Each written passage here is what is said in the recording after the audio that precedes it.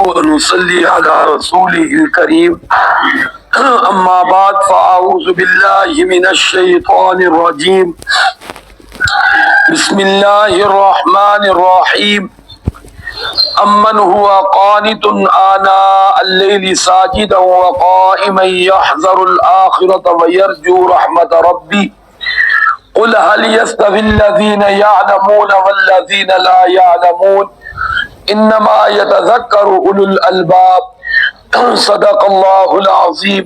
درود شریف پڑھ۔ اللہم صل علی محمد وعلی آل محمد کما صلیت علی ابراہیم وعلی آل ابراہیم انک حمید مجید۔ اللہم بارک علی محمد وعلی آل محمد کما بارکت علی ابراہیم وعلی آل ابراہیم انک حمید مجید۔ 23واں پارہ سورۃ الزمر اور اس کی آیت نمبر آج 9 اور پہلا رکوع اور رکوع کی آخری آیت تلاوت کی گئی ہے۔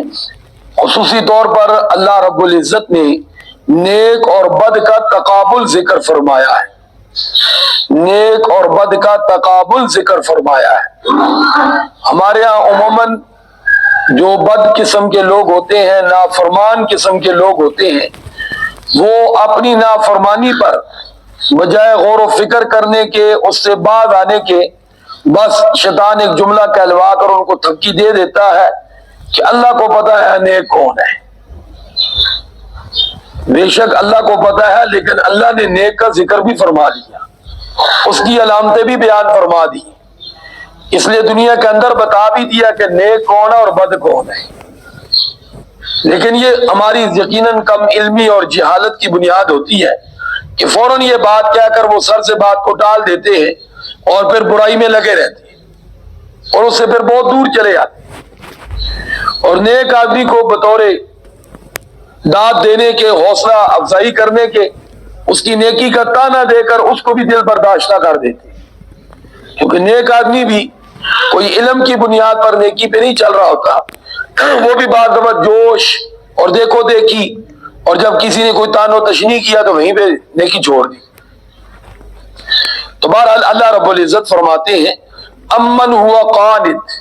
یہاں قانت کا جو لفظ ہے اس کا معنی اطاعت، فرما برداری۔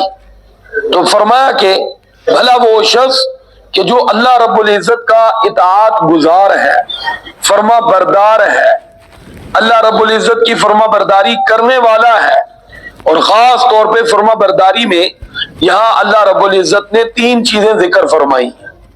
پہلی چیز فرما برداری میں آنا اللیل ساجدا وقائما، فرمایا کہ وہ رات کی گھڑی میں اللہ رب العزت کی بارگاہ میں اطاعت کرتا ہے، کبھی سجدہ کرتے ہوئے، کبھی قیام کرتے ہوئے۔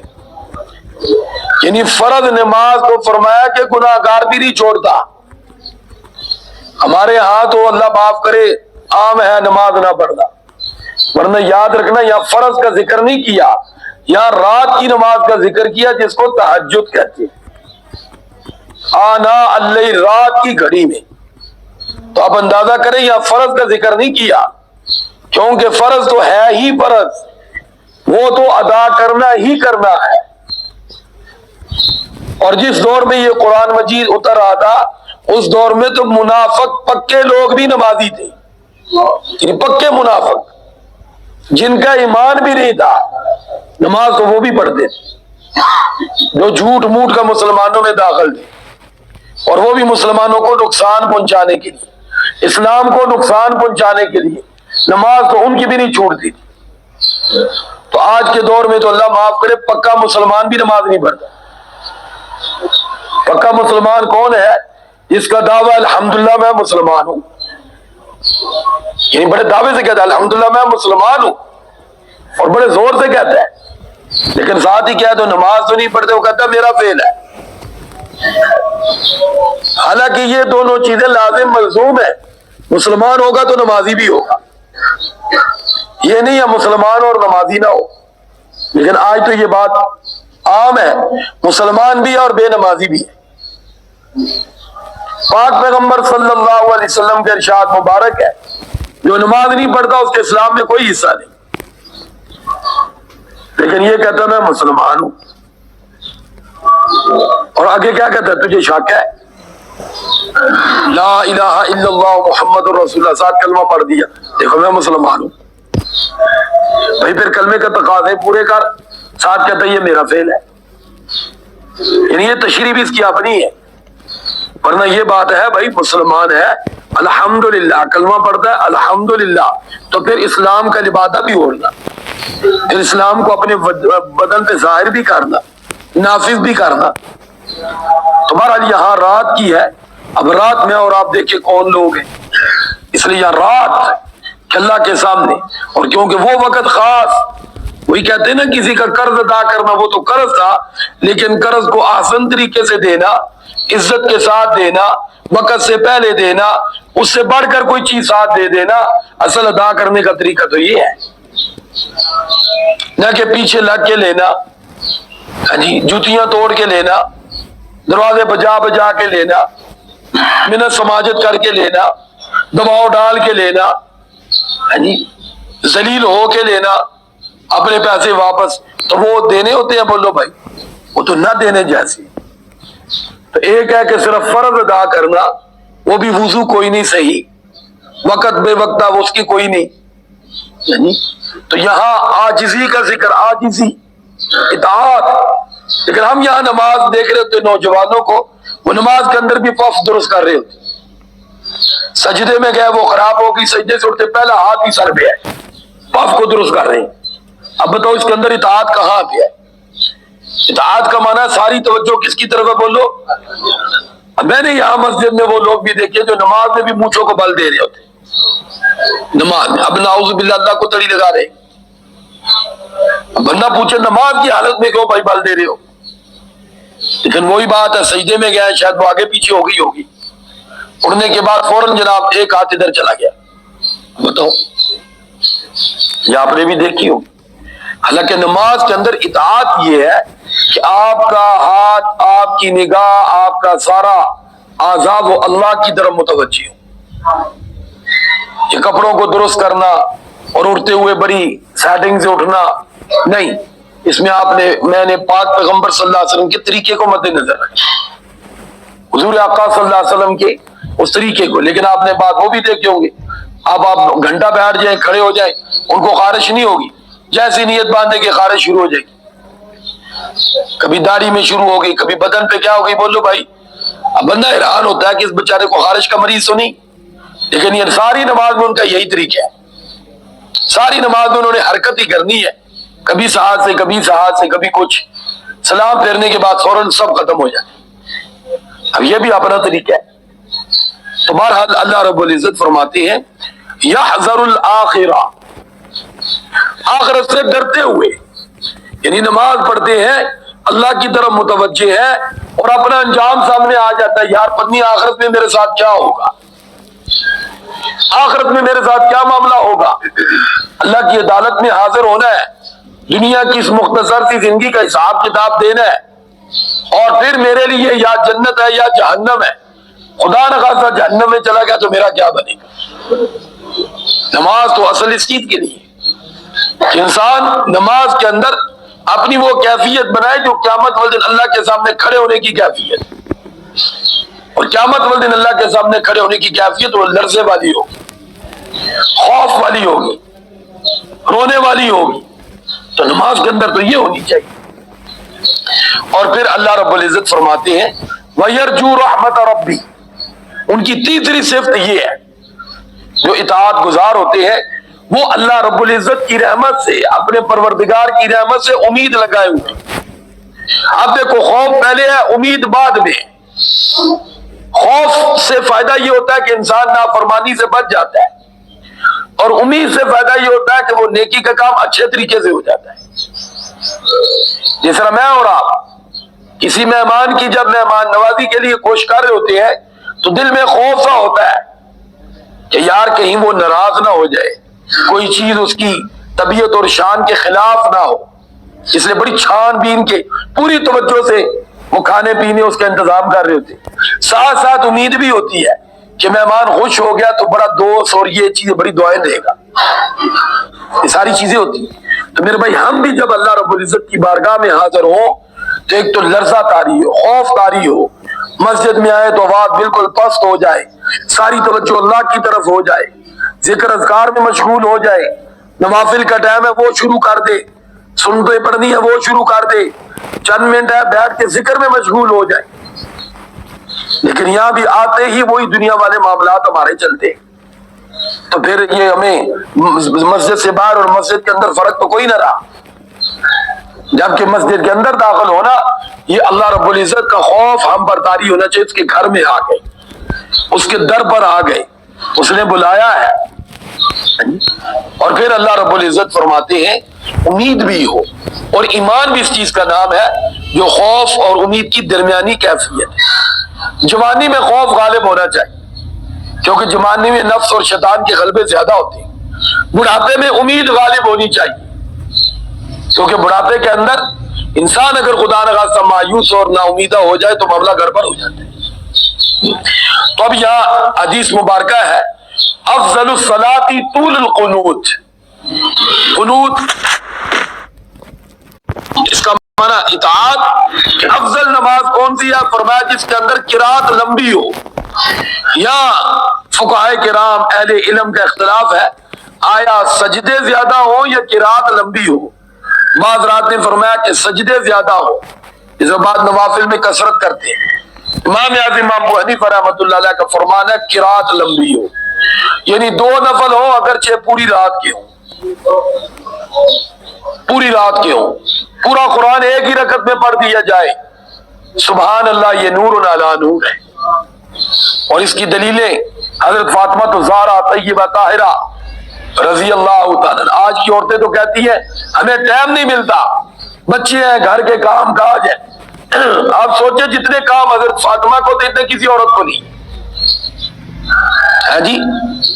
بچے بھی ہیں، باہر سے پانی بھی بھر کے لانا ہے، اور حضرت علی رضی کے گھوڑے کو چارہ بھی ڈالنا ہے، اور سارے گھر کے کام کاج بھی خود کرنے ہیں۔ اور حضرت فاطمہ سارے گھر کے کام خود کرتی تھی، وہ حدیث مبارکہ سامنے رکھنی چاہیے کہ گھر کے کپڑے بھی میلے رہتے تھے اور بدن پر بھی وہ مشکیزے کی رسیوں کے نشان پڑ گئے تھے۔ حضرت علی رضی اللہ تعالیٰ نے ایک موقع پہ عرض کیا کہ فاطمہ جاؤ، آج آپ کے ابا جی کے پاس بہت سی لونڈی اور غلام آئے، وہ لوگوں میں تقسیم کریں گے، آپ بھی چلی جاؤ، شاید آپ کو بھی کوئی لونڈی خادمہ مل جائے جو گھر کے کام میں آپ کے ساتھ معاونت کرے گی اور آپ کو ذرا آسانی ہو جائے گی۔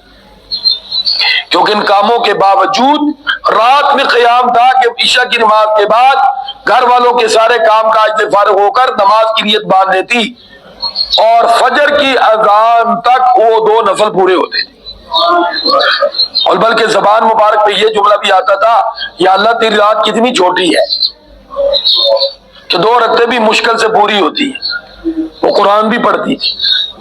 اب یہی فاطمہ جب حضور کی خدمت میں حاضر ہوئی تو حیا کا یہ عالم تھا کہ لوگوں کو دیکھ کر حضرت فاطمہ وہیں سے واپس آ گئی، آگے نہیں گئی، آگے نہیں گئی حضور کی خدمت کہ لوگ ہیں۔ لیکن پاک پیغمبر صلی اللہ علیہ وسلم کی نگاہ مبارک پڑ گئی کہ لخت جگر آئی راستے سے واپس چلے گی، اس لیے حضور جب یہاں سے فارغ ہوئے تو سیدھے تشریف لے گئی۔ حضرت فاطمہ رضی اللہ تعالیٰ سے پوچھا بیٹی خیریت سے آئی تھی؟ یعنی آپ راستے سے مڑ گئی تو حیا کی وجہ سے بولی نہیں۔ سوال جی یہاں تو فوراً ہوتا ہمیں تو کوئی پوچھنے والے ہی نہیں، ہمارا تو ہمارے گھر والوں کو خیال ہی نہیں، آج بیٹی آ کر سیدھا باپ پہ برس جاتی ہے، ہاں جی ہم تو جیسے آپ کی ہے ہی نہیں، ہمارا باپ پتنی کون ہے، ابا نے کبھی پوچھا نہیں، پاس سے گزر جاتے ہیں، لوگوں کا خیال ہے، لوگوں کی یہاں ثقافتیں ہیں۔ آپ جانتے کہ ایسی لمبی داستان پڑھ دیتی، باپ بیچارہ وہ زندہ ہی چاہتا ہے کہ زمین میں دس جاؤ کہ بیٹی کیا پڑھی جا رہی ہے ہمیں خواہ بگا۔ لیکن فاطمہ تو زہرا چپ ہے جی کہ میں حضور کے سامنے یہ کیسے بولوں زبان سے کہ میں خاتمہ لینے آئی، کیونکہ جب محبوب نے فرمایا کہ خدمت سے خدا ملتا ہے اور وہ خدا کے طالب تھے کہ ہمیں اللہ مل جائے، ہاں جی حضور کی تربیت تھی۔ حضرت علی رضی اللہ تعالیٰ بول پڑے کہ یا رسول اللہ تعالیٰ میں نے بھیجا تھا، یہ خود نہیں آئی تھی. کیوں بھیجا تھا؟ عرض کیا کہ اس کے کپڑے میلے رہتے ہیں، جسم پہ نشان پڑ گئے. ہاں جی، تو میں نے کہا کوئی آسانی ہو جائے. یہ نہیں جا رہی تھی. پھر حضور نے فرمایا میری بیٹی میں آپ کو اس سے بہتر چیز بتاؤں. وہاں حضور آقا صلی اللہ علیہ وسلم نے فرمایا تھا کہ بیٹی جب رات کو بستر پہ لیٹنے لگو تو 33 مرتبہ سبحان اللہ، 33 مرتبہ الحمدللہ، 34 مرتبہ پڑھ لیا کرو. یہ خادم اور لونڈی غلام سے بہتر ہے. اپنے گھر والوں کو حضور اعمال دے گئے. فرمایا یہ تو دوسرے لوگوں کے لیے تو دنیا کی چیزیں چھوڑے، آخرت آخرت آخرت والباقیات الصالحات، یہ دنیا کی مادی چیزیں یہی رہ جا رہی ہیں، اصل نیک عمل جو باقی رہنے والے. تو بہرحال اللہ رب العزت فرماتے ہیں وہ اللہ کی رحمت سے، اپنی رب کی رحمت سے امید بھی رکھنے والے ہیں. قل، فرمایا محمد صلی اللہ علیہ وسلم رب ان سے پوچھیں هل يستوي الذين يعلمون، کیا برابر ہے وہ لوگ جو عمل کرنے والے، جاننے والے، یہ جو صفات ذکر کی ہیں یہ اپنانے والے، والذین، ان لوگوں کے لا یعلمون، جو نہ جانتے ہیں، نہ اطاعت کرتے ہیں، نہ فرما برداری کرتے، کیا یہ دونوں برابر ہے؟ تو ہماری زبان کیا کر رہی ہے؟ ساروں کو ہی برابر کی جا رہی، ساروں کو ہی. اور پتہ نہیں جی کون چنگا ہے. بھائی کیوں نہیں پتا؟ جو چنگے کام کر رہا ہے وہ چنگا ہے، جو نہیں کر رہا وہ نہیں ہے. ہے یا نہیں؟ سارے بولو بھائی. کبھی شہد اور زہر کو برابر کیا ہے؟ کہنے نہیں، شہد ہوگا، زہر ہوگی. تو بھائی جو اچھے عمل کرے گا وہ اچھا ہے، جو برے عمل کرے گا وہ برا ہے. لیکن یہاں فوراً شیطان دھمکی لگاتا نہیں، پھر تو پھر برے سیدھا ہونا شروع ہو جائیں گے، اس لیے ان کو دھمکی لگائی رکھو. اللہ رب العزت فرماتے ہیں انما یتذکر اولو الالباب، یہ نصیحت ہے اور یہ نصیحت عقل والے ہی حاصل کرتے ہیں. تو دیکھو بڑی پیاری بات ہے اللہ نے فرما دی ہے. خاص طور پہ اللہ کے سامنے کھڑے ہونا، رکوع کے اندر کھڑے ہو تو نگاہ کدھر ہو؟ پاؤں پر. قیام میں کھڑے ہو تو نگاہ کدھر ہو؟ سجدے کی حالت. اور سجدے میں ہو تو نگاہ کدھر ہو؟ بولو ناک پر.